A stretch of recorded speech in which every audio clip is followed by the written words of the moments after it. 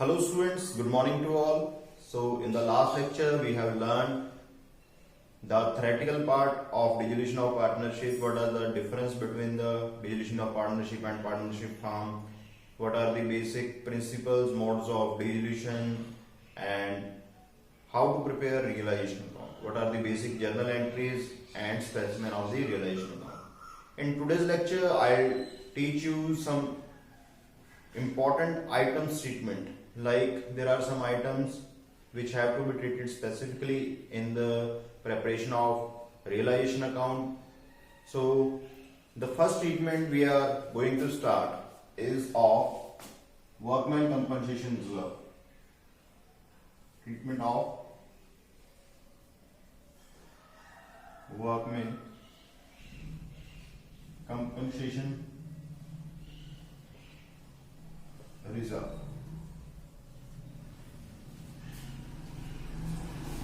हाँ जी, workman compensation reserve आपको हमेशा देखने को मिलेगा बैलेंस शीट में, ज्यादातर क्वेश्चंस में, कि एक रिजर्व मिलता था आपको। क्वाइट सिमिलर ट्रीटमेंट है जैसे कि लास्ट चैप्टर्स में करके आए हो, थोड़ा सा डिफरेंट है, वो मैं बता रहा हूं आपको। लास्ट चैप्टर्स में आप क्या था, जो लायबिलिटी थी वो लायबिलिटी में क्रेडिट कर देते थे इसके अगेंस्ट और बाकी डिस्ट्रीब्यूट कर देते थे। यहाँ पे आपको पहले ही बोला गया, मैंने लास्ट लेक्चर में बताया था कि रियलाइजेशन में जाएगी जो भी लायबिलिटी है या जो भी असेट्स है। तो इसको मैं एक सिंपली न्यूमेरिकल फिगर से एक्सट्रैक्ट कर रहा हूं और कुछ केसेस बनाए हैं। सपोज बैलेंस शीट में आपको लायबिलिटी साइड पे रिजर्व दिया गया, वर्कमैन कंपनसेशन रिजर्व 50,000 का। केस नंबर 1, अगर आपको इस तरीके से रिजर्व दिया गया है तो आप क्या करोगे? Simply case number 1,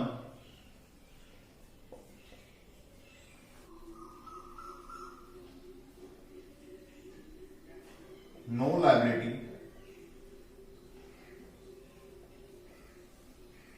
against WCR, कि WCR फ्री पड़ा है, वर्कमैन कंपनसेशन रिजर्व फ्री है, नीचे एडजस्टमेंट में कोई लायबिलिटी नहीं है इसके अगेंस्ट। इट मींस ये रिजर्व क्या था, फ्री रिजर्व था। तो हम इसको क्या करेंगे, सीधा पार्टनर्स कैपिटल अकाउंट में डिस्ट्रीब्यूट कर देंगे। Journal entry will be workman compensation reserve account debit to partners capital account, जो भी पार्टनर है जिस भी रेशियो में। अगर ये रिजर्व क्या है, फ्री है, इट मींस इसके अगेंस्ट कोई लायबिलिटी नहीं है। Case number 1। अब केस नंबर 2 देखते हैं हम। ये था कि लायबिलिटी नहीं होती। अगर लायबिलिटी हो जाए तो लायबिलिटी कैसे हो सकती है, कम भी हो सकती है, ज्यादा भी हो सकती है, इक्वल भी हो सकती है। उनके मैंने 3 केस अलग से बनाए हैं। Second case, when liability against WCR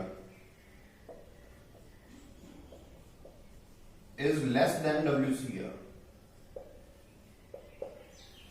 कि लायबिलिटी अगेंस्ट WCR है वो क्या है, कम है WCR से। सपोज यही आपको क्वेश्चन था बैलेंस शीट में, आपको सिंपली गिवन है कि WCR 50,000 है, नीचे एडजस्टमेंट में लिखा हुआ है कि there is a claim for the workman against the workman compensation reserve of ₹30,000, और ये ए और बी की बैलेंस शीट थी जो कि प्रॉफिट शेयर कर रहे हैं, सपोज 3 और 2 में, ये पार्टनर्स थे।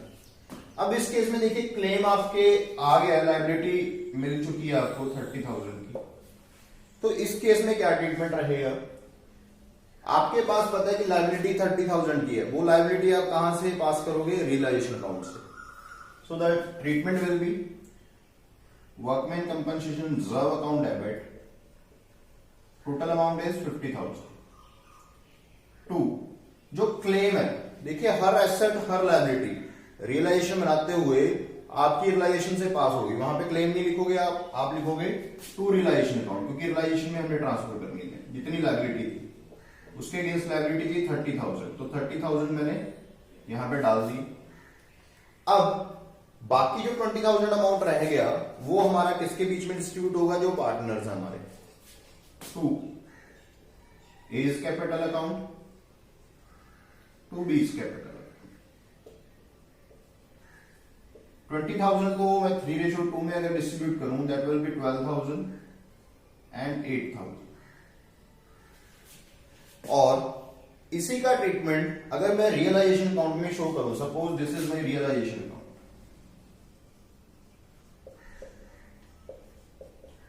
देखिए पहले मैंने क्या किया, ट्रांसफर किया workman compensation reserve to realisation, कितने से 30,000 से, तो क्रेडिट हुआ realisation account by WCR, amount will be 30,000। आपको पता है कि लायबिलिटीज की हम पेमेंट करते हैं, मैंने फर्स्ट लेक्चर में बताया था, लास्ट में पेमेंट होगी डेबिट साइड पे टू बैंक, ब्रैकेट में आप हाइफन डाल के लिख सकते हो कि क्लेम था जो अगेंस्ट वर्कमैन कंपनसेशन रिजर्व, वो 30,000 की पेमेंट होगी। इसकी भी जर्नल एंट्री आप एक्सपेक्ट कर सकते हो अगर आपको जर्नल एंट्री पूछी गई है, realisation account debit to bank.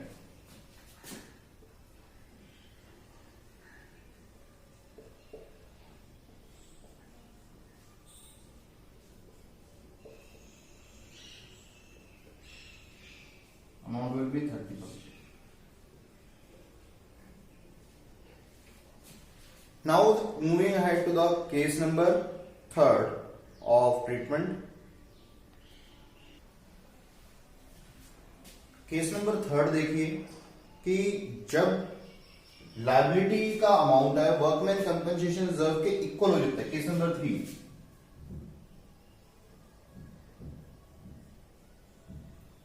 when liability against WCR is equal to WCR। Suppose यहां पे आपको 50,000 का रिजर्व दिया गया था और लायबिलिटी भी 50,000 हो जाती, यहां पे 30 की जगह पे हम 50 ही लिख लेते, तो हमारा क्या ट्रीटमेंट रहता। देखिए सारी की सारी लायबिलिटी है पार्टनर्स में, कुछ नहीं जाना। इन that case you will transfer the whole amount of WCR in realization, WCR account debit to realization। और वही जैसे मैंने यहां पे बताया था कि रियलाइजेशन अकाउंट बनना हमारा, रियलाइजेशन अकाउंट हम बनाएंगे, वहां पे ट्रीटमेंट क्या शो होगा, बाय WCR होल अमाउंट 50,000 और उसी की पेमेंट होगी नीचे टू बैंक 50,000। ये था आपका केस नंबर 3rd। इसकी जनरल एंट्री दोबारा लिख सकते हो आप, realisation account debit to bank. Last case WCR का। कई बार क्या होता है case number 4,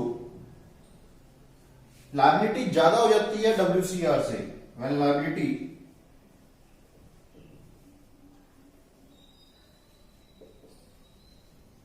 against WCR is greater than WCR। देखिए अगर यहां पे बाय चांस आपको नीचे क्लेम है जो या लायबिलिटी है अगेंस्ट WCR 70,000 होती, तो क्या करते हैं, आपको रूल है कि जितनी लायबिलिटी हो पहले उतना ट्रांसफर करना है रिजर्व में से। रिजर्व आपके पास लिमिटेड है 50, लायबिलिटी है 70, अब 70 नहीं कर सकते तो 50 जो रिजर्व है वो सारे का सारा ट्रांसफर हो जाएगा। यहाँ पे amount will be WCR to realisation whole amount 50,000। Payment कितने की कर रही है आपने, 70, पेमेंट आप फुल अमाउंट की करोगे। Realisation account debit to bank 70,000।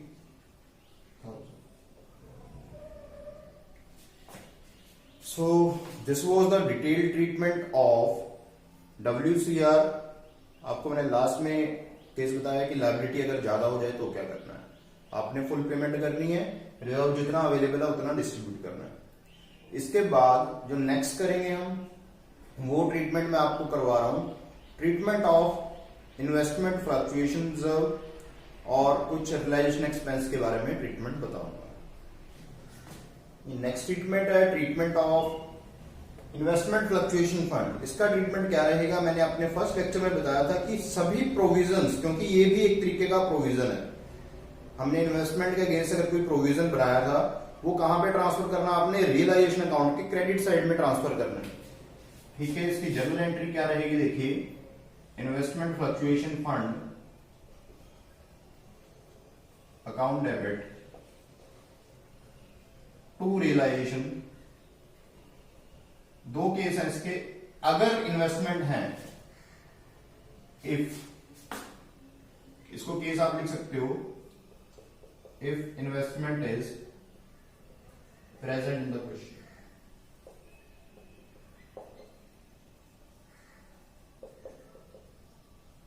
अगर क्वेश्चन में इन्वेस्टमेंट दी गई है, बैलेंस शीट में आपको असेट साइड इन्वेस्टमेंट दी गई है और लायबिलिटी साइड पे ये रिजर्व या फंड दिया गया है, प्रोविजन है बेसिकली ये।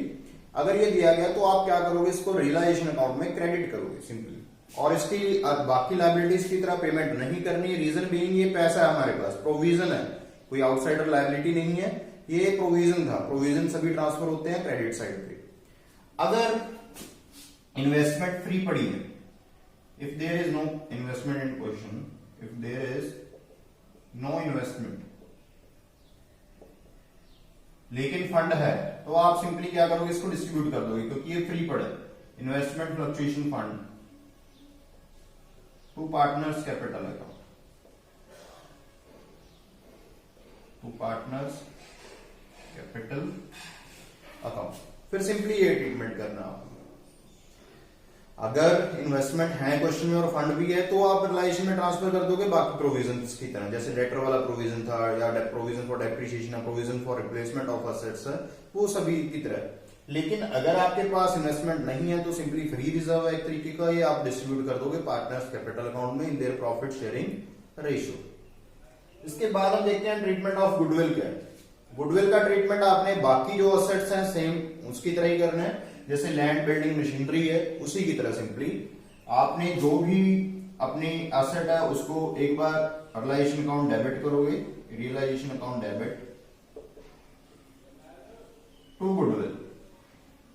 सपोज आपको क्वेश्चन में 50,000 की दी है, मैंने 50,000 से रियलाइजेशन क्या करना है, डेबिट करना है। जब मैं सभी एसेट्स उतारूंगा, गुडविल को भी नोट डाउन करूंगा, ठीक है। और लास्ट में अगर मुझे क्वेश्चन में कुछ इन्फॉर्मेशन गिवन है कि गुडविल से मुझे इतना रुपया फैच हुआ है या फिर सेल हुई है मेरी गुडविल इतने रुपए की, तो उससे मैं क्या करता हूँ, क्रेडिट साइड पे रियलाइजेशन की मैं वो सेल दिखाता हूँ। एंट्री क्या होती है उसकी, journal entry bank account debit to realisation.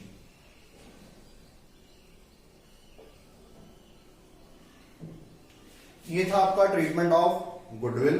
ऊपर मैंने बताया आपको treatment of IFR, investment fluctuation reserve. उससे पहले हमने डब्ल्यूसीआर का ट्रीटमेंट किया। कई बार बच्चों को कंफ्यूजन हो जाती है, एक और ट्रीटमेंट मैं बता देता हूं। कई बार बच्चे कंफ्यूज हो जाते हैं, ट्रीटमेंट ऑफ ईपीएफ।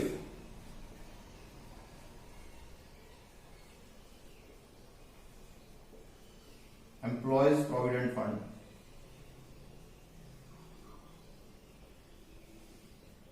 देखिए एम्प्लॉयज प्रोविडेंट फंड का कोई स्पेसिफिक ट्रीटमेंट नहीं है, ये क्या है, एक आउटसाइडर लायबिलिटी है। बच्चे कंफ्यूज होते हैं, रिजर्व नहीं है, ये एक्सटर्नल पैसा ऑब्लिगेशन है जो कि फर्म के पास पड़ी है। एम्प्लॉइज का पैसा जो हमारे पास पड़ा है, फर्म के पास पड़ा है, तो ये आउटसाइडर लायबिलिटी है। सिंपली वैसे ही ट्रीट करेंगे जैसे क्रेडिटर्स बिल्स पेबल को ट्रीट करना है। पहले रियलाइजेशन से क्या हो जाता है, क्रेडिट हो जाता है, ईपीएफ टू रियलाइजेशन, और फिर इसकी हमें क्या करनी है, पेमेंट करनी है। चाहे क्वेश्चन में मेंशन हो या ना हो, पेमेंट जरूर होगी लायबिलिटीज की। Realisation account debit to bank account. तो ये थे कुछ छोटे छोटे ट्रीटमेंट जहां कंफ्यूज होते हैं बच्चे। अब इसके बाद एक ट्रीटमेंट और जो कि कॉमन है, सभी को प्रॉब्लम आती है ज्यादातर इसमें, रियलाइजेशन एक्सपेंसेस। कई बार वो पार्टनर बियर करता है या फिर किसने बियर करने हैं, उसके हिसाब से क्या क्या ट्रीटमेंट है वो मैं आपको डिटेल में बताऊंगा। इसके बाद हम कर रहे हैं, हाँ जी, नेक्स्ट ट्रीटमेंट है हमारा ट्रीटमेंट ऑफ रियलाइजेशन एक्सपेंसेस। कि रियलाइजेशन के एक्सपेंस हुए तो उसका क्या ट्रीटमेंट रहेगा, जर्नल एंट्री क्या रहेगी, रियलाइजेशन में कैसे शो करोगे, ये मैं आपको बता रहा हूं। केसेस बनाए हैं मैंने कुछ। केस नंबर फर्स्ट है कि आपको सिंपली गिवन है क्वेश्चन में realisation expenses paid by the firm. Numerical examples के साथ साथ मैं आपको समझाता रहूंगा। When realisation expense paid by firm, आपको कुछ नहीं और गिवन, सिंपली ये गिवन है, कुछ भी 20,000 अमाउंट मैं ले रहा हूं इमेजिनरी फिगर से, कि आपको 20,000 रुपीज पे किए फर्म ने ही बियर करने थे, आप ये अज्यूम करोगे सिंपली। और इसकी जर्नल एंट्रीज क्या रहेंगी, realisation account debit to bank, amount rupees 20,000।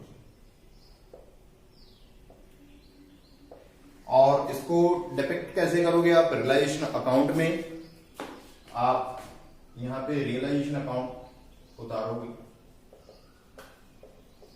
Payment करनी है, पेमेंट होती है आपकी डेबिट साइड पे टू बैंक, हाइफन डाल के आप लिख सकते हो कि डिविडेंड या रियलाइजेशन के एक्सपेंसेस पे 20,000। ये था केस नंबर 1, जब फर्म के द्वारा पे किए गए हैं डिविडेंड के एक्सपेंस। कई बार क्या होता है कि डिविडेंड के एक्सपेंस हैं जो वो पार्टनर बियर करता है, पार्टनर अग्री कर लेता है कि मैं पे कर दूंगा, ठीक है जी। अब ध्यान से देखिए, जैसे बाकी लायबिलिटीज को पार्टनर ले रहे थे वैसे ही डिविडेंड एक्सपेंस को पार्टनर ने लिया। When dividend expense paid bye partner, या तो आपको सिंपली ये लाइन दी हो सकती है कि पेड बाय पार्टनर, या फिर थोड़ा वर्ड ऐड कर सकते हैं on behalf of firm, on behalf of firm, कि फर्म के बिहाफ पे डिविडेंड के एक्सपेंसेस क्या किए गए हैं, पे किए गए हैं, ठीक है, पार्टनर के द्वारा। सपोज ए नहीं कर दिए, हम वही कि रियलाइजेशन एक्सपेंस थे, न्यूमेरिकल ले लेता हूं मैं, realisation expense ₹20,000 of the firm paid by X, partner जो कि पार्टनर था ये, तो क्या ट्रीटमेंट रहेगा? देखिए फर्म के लिए ट्रीटमेंट सेम है, रियलाइजेशन अकाउंट डेबिट। अब टू बैंक नहीं करेंगे, पैसा बैंक से नहीं गया, किसने दिया? पार्टनर ने दिया। So the journal entry will be realisation account debit to X capital account, amount is 20,000। अब एक्स का कैपिटल इससे क्या हुआ, देखिए क्रेडिट हुआ, वहां पे आप कैपिटल अकाउंट में क्रेडिट साइड पे लिखोगे बाय रियलाइजेशन, कि रियलाइजेशन इसको क्रेडिट किया, कितने से? 20,000 से। जब फर्म के खर्चे थे और किसने ये पे किए? पार्टनर ने पे किए। रियलाइजेशन अकाउंट में इफेक्ट आप दिखा सकते हो कि realisation account debit to bank की है, जहां पे टू एक्स कैपिटल आ जाएगा। केस नंबर 3 देखिए आगे इसका, when the realization for realisation expense या डिविडेंड एक्सपेंस के लिए पार्टनर को एक सैलरी फिक्स कर दें कि आपने इतनी सैलरी लेनी है। देखिए when dividend expenses, when for dividend expense salary और remuneration is fixed for a partner, कि हमने क्या किया, देखिए हमने कह दिया एक्स को कि आपको हम इतने रुपए दे रहे हैं फिक्स, जैसे क्वेश्चन में सैलरी फिक्स फॉर एक्स ₹25,000, और यहां पे हम शर्त लगा भी सकते हैं नहीं भी लगा सकते। देखिए दो केस है, यहां पे बच्चे कंफ्यूज होते हैं। अगर तो कंडीशन लगाई है कि एक्स को अब सारे खर्चे बियर करने पड़ेंगे, हमने रेम्यूनरेशन दिया उसको डिविडेंड का है वर्क करने के लिए, कि काम आप करोगे डिविडेंड का, सारा एसेट्स आपने बेचनी है, सारी लायबिलिटीज की पेमेंट आपने लेनी है, उसके लिए हमने उसको रेम्यूनरेशन फिक्स कर दी। यहां पे कंडीशन हो सकती है कि एक्सपेंसेस आपने बियर करने हैं या फर्म ही बियर करेगी। अगर तो एक्सपेंस देखिए, एक्सपेंसेस बियर करता है, expenses will be borne by x, borne by x and paid by x, तो हमें कोई मतलब नहीं एक्चुअल एक्सपेंस का।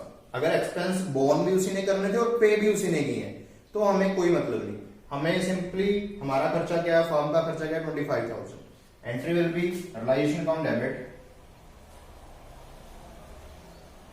To X capital, amount will be 25,000,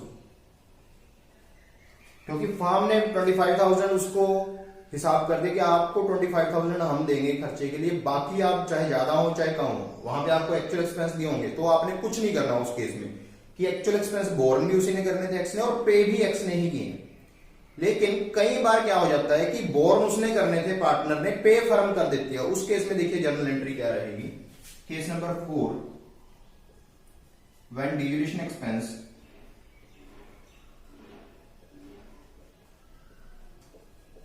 to be borne by partner, या फिर when division expense paid by firm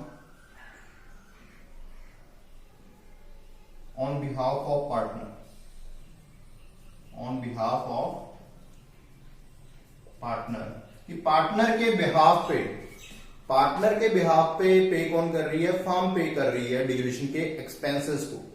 तो उस केस में जर्नल एंट्री क्या रहेगी।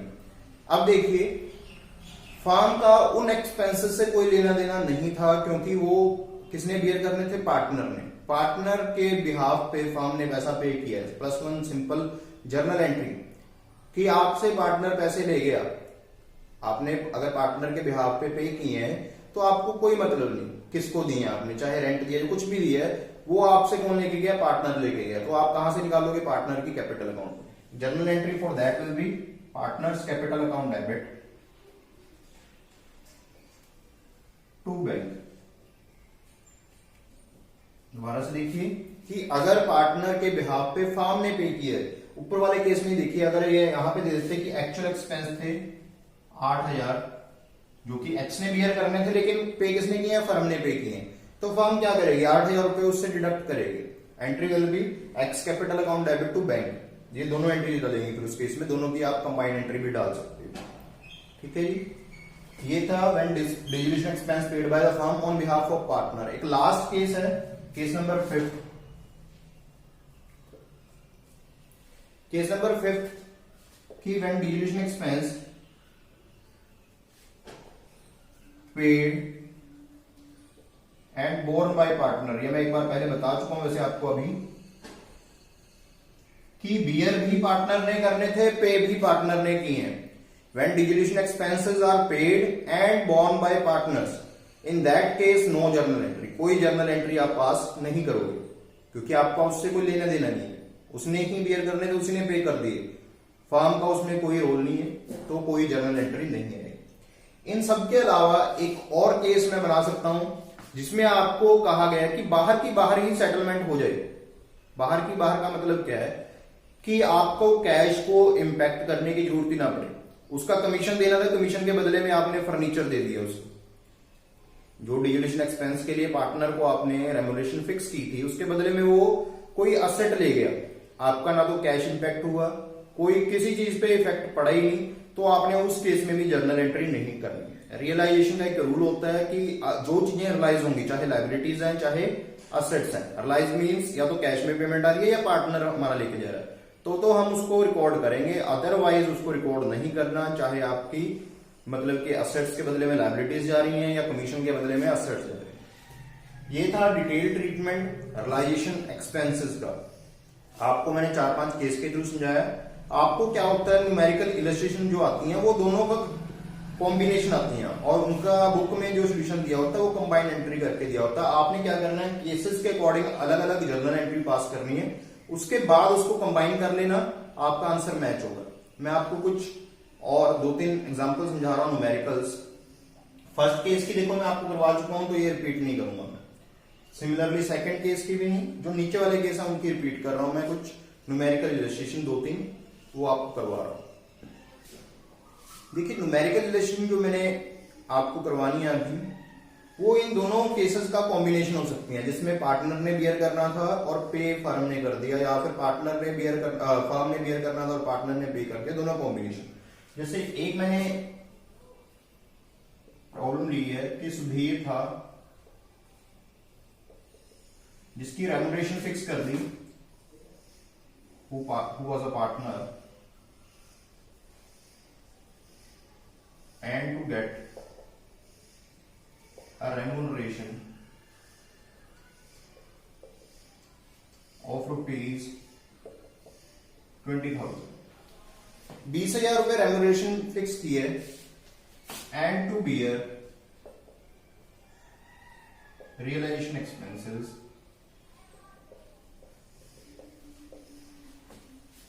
which was in actual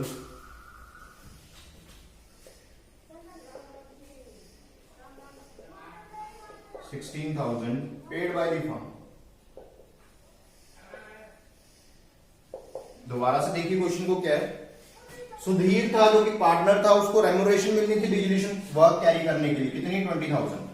अब 20,000 रुपए उसको रेम्यूनरेशन मिलनी है, ठीक है, और उसको ही सारे बियर करने पड़ेंगे रियलाइजेशन के एक्सपेंस। यहां पे स्पेसिफिकली लाइन बोली गई है कि realisation expense was to be borne by Sudhir which was in actual 16,000, जो कि 16,000 रुपए थे, लेकिन पे किसने किए हैं, वो फर्म ने। इट मींस किसके बिहाफ पे, पार्टनर के बिहाफ पे।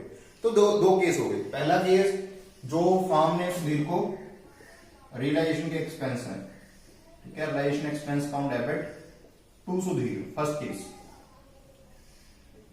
अमाउंट इज 20,000, 20,000 की जनरल एंट्री मैंने पास की। अब सेकंड केस, 16,000 रुपए जो कि सुधीर ने पे करने थे, वो किसने पे किए, फर्म ने, on the behalf of Sudhir. तो उसकी जनरल एंट्री क्या रहेगी, Sudhir capital account debit to bank, amount is 16,000, ठीक है। आपको जो अपनी बुक है उसमें आंसर क्या मिलेगा, दोनों को कंबाइन करके देखिए। यहां से अगर मैं कंबाइन करूं, रियलाइजेशन अकाउंट मेरे पास डेबिट है तो मैं डेबिट ही रखता हूं, रियलाइजेशन अकाउंट डेबिट, सिर्फ एक बैलेंस है 20,000। अब सुधीर का कैपिटल अकाउंट देखिए, क्रेडिट 20 से है, डेबिट 16 से है, इट मींस 4,000 क्रेडिट है टू सुधीर, 4,000। और बैंक अकाउंट सिर्फ अकेला क्रेडिट है 16,000। आपको बुक में ये ट्रीटमेंट देखने को मिलेगा, ये नहीं बताया होगा, लेकिन आपने ये दोनों करके फिर कंबाइन करनी है ताकि आपको अच्छे तरीके से समझ में आ जाए क्या ट्रीटमेंट था।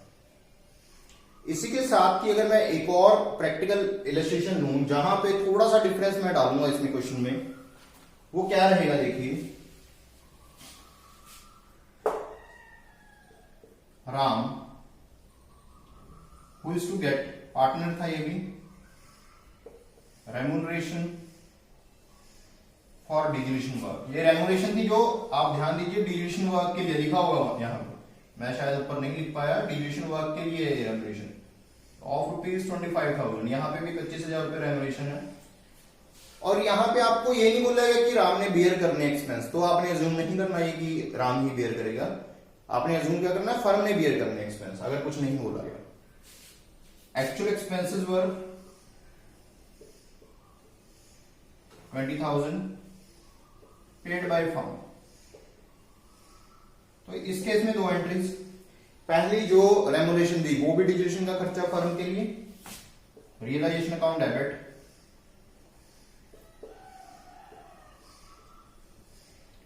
टू जो भी पार्टनर था राम, कितनी सैलरी गई है उसको, 25,000।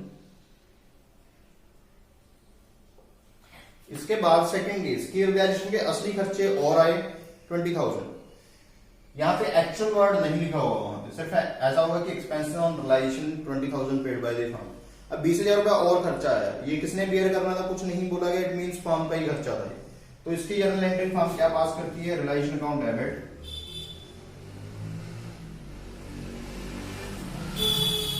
To bank 20,000।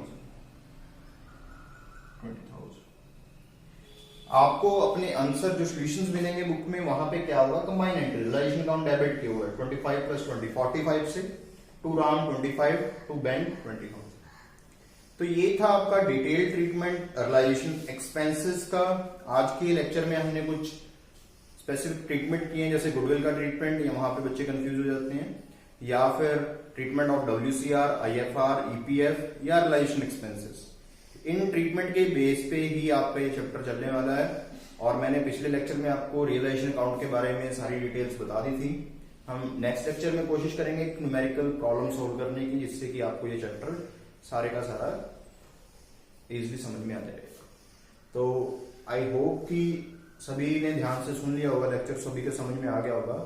आज के लेक्चर में मेरी तरफ से इतना ही। With this, thank you, signing of.